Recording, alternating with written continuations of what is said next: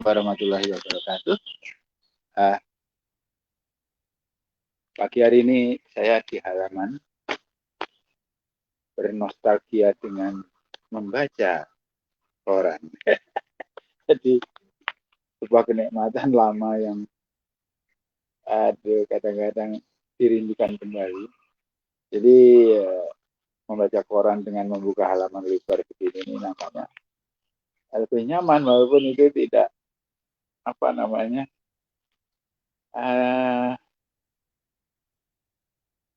ya mundur ke belakang karena zaman sudah sampai di sini. Tapi tidak ada salahnya, saya pikir orang-orang sekali-sekali retro gitu ya.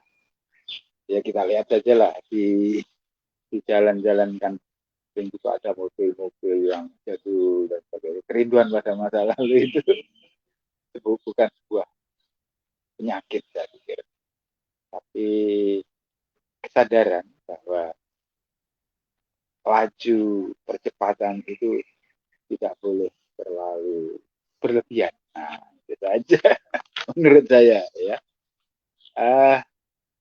Karena seperti kita tahu juga ya, kalau halaman lebar begini nih, mata juga nyaman. Lalu kita nggak perlu terpotong oleh harus nge-tap atau harus scrolling segala macam gitu ya. Tapi untuk mereka yang sudah tangannya sudah sangat terampil, ya memang nggak masalahnya. Generasi jadul saya ini memang ya. Nah, kalau koran di pojok-pojok sini kadang-kadang ada vignette, ada apa ya, seperti itu menarik sekali kan.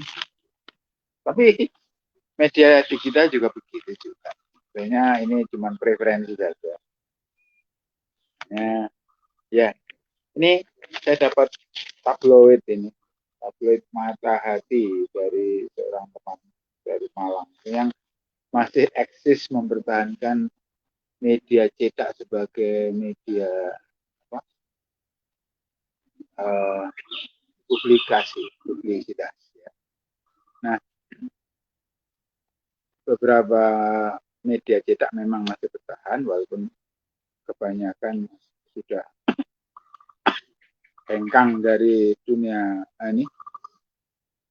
Tetapi kita juga tidak tahu arah selanjutnya.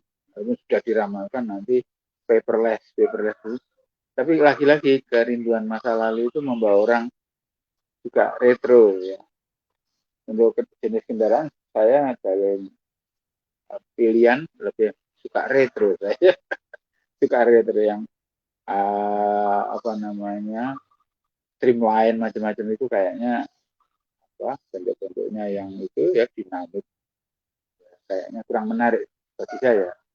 Saya suka yang retro, dan arsitektur juga begitu, desain-desain yang berkaitan dengan gaya style itu memang begitu. Tapi lagi-lagi ini preferensi pilihan.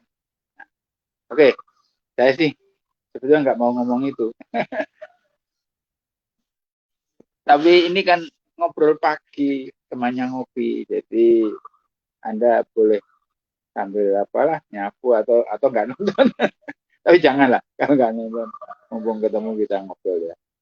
Ini kamu baca selama 4 pekan ini bakalan ramai terus karena ada kegiatan baru yang saya beri nama sekolah TBM. Sekolah TBM apa lagi? Tapi yang pasti sekolah yang lain yang nggak formal, karena kurikulumnya dinamis. Gaya banget. Tapi masa dinamis itu ya mengikuti inspirasi timbul ini, lalu ada realitas begini, kita sikapi tertentu. Nah, itu saya dinamis itu seperti itu. Nah, mungkin kurikulumnya ini unik ya. Pagi nanti teman-teman saya setelah briefing, saya ajak untuk kegiatan motorik halus yang bentuknya adalah drawing on the sky.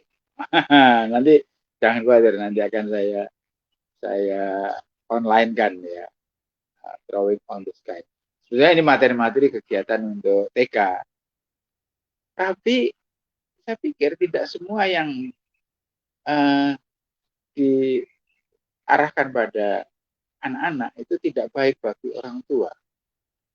Contohnya begini, bermain layang-layang itu kan untuk anak-anak ya.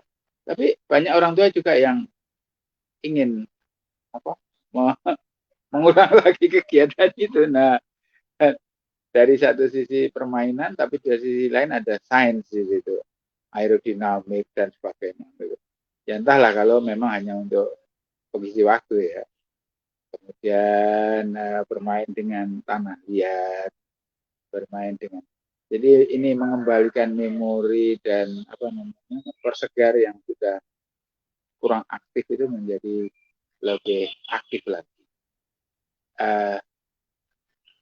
Kegiatan ini sementara untuk 20 orang saja, tetapi jika nanti diinginkan oleh banyak kalangan, bisa saja mengikuti program selanjutnya yang anggap saja ini angkatan pertama ya, 20 sudah selesai, nanti pura-puranya saya buatkan wisuda. Wah, wisuda, kemudian ada produk-produk yang saya desain untuk dihasilkan dari peserta ini, misalnya buku, kemudian lagu, dan sebagainya.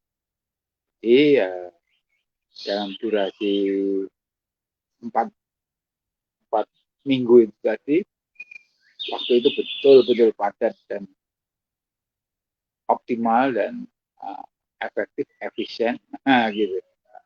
Dan menyentuh kebutuhan-kebutuhan yang mendasar sekali di dalam berpendidikan. Nah, yang menarik dari ketika ide ini saya garap, ya, dari setiap agenda yang saya buat setiap hari itu tiba-tiba bermunculan ide-ide baru yang menyusul luar biasa. Yang mungkin itu tidak bisa saya peroleh ketika kalau saya diam, kalau saya frustrasi, kalau saya skeptis, kalau saya pasif seperti itu. Tapi begitu saya bergerak, dinamis, proaktif, ya, agresif, itu selalu ada saja hal-hal yang baru yang muncul, yang bisa diekspresikan, diaktualisasi. Nah, saya melihat ada teman yang kadang-kadang minta gagasan. Saya dengan mudah mencomot apa-apa yang dulu pernah saya pikirkan atau apa yang bisa dilakukan seperti itu, dengan mudahnya saya lakukan, saya berikan ya, karena stok itu tidak terbatas juga, tapi maksud saya jumlahnya masih bisa dipenuhi. Nah, lalu iya, kenapa kadang-kadang orang tidak punya ide sehingga stuck ya, diam, macet, kemudian mengambil langkah-langkah yang pragmatis ya, seperti itu. Saya menemukan jawaban, dan mungkin ini juga sebuah bukan jawaban murni dari saya, tapi produk dari bacaan-bacaan saya, yaitu tentang perlunya imajinasi. Ketika orang miskin imajinasi, maka banyak hal-hal yang negatif yang muncul, misalnya mengamandir ide orang untuk diterapkan, gitu. Kemudian merasa baper seperti itu ya, tidak punya humor ya, karena yang ketika kita miskin imajinasi, kadang kita referensi terbatas banget, lalu mudah tersinggung. Lalu bisa juga ini kurang empati, ya. Tidak bisa melihat, menempatkan sesuatu yang ada hidup di diri orang lain ke dalam diri kita. Itu kan butuh empati. Misalnya, bagaimana kita membayangkan seseorang kalau dia mengalami hal seperti ini.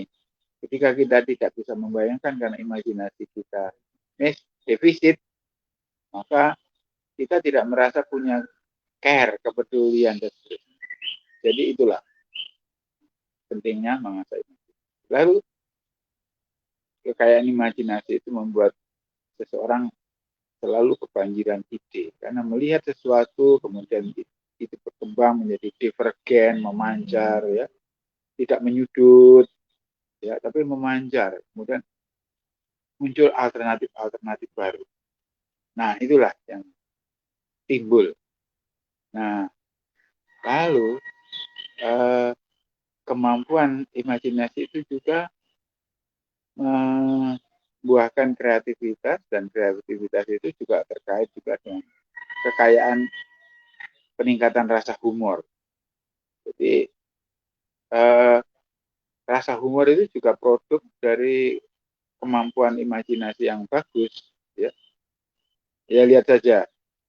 Kalau saya suka memberi contoh ini, komika-komika di stand up komedi yang ada di YouTube itu kan luar biasa. Mungkin hal-hal yang diungkapkan remeh-temeh ya, tapi cara mereka mengolahnya itu dengan mengagumkan sekali. Walaupun orangnya bukan akademis yang dengan level tertentu, tapi kecerdasan mereka juga tidak kurang dari itu. Sampai di sini saja ya. Assalamualaikum warahmatullahi wabarakatuh. Selamat pagi, selamat berimajinasi.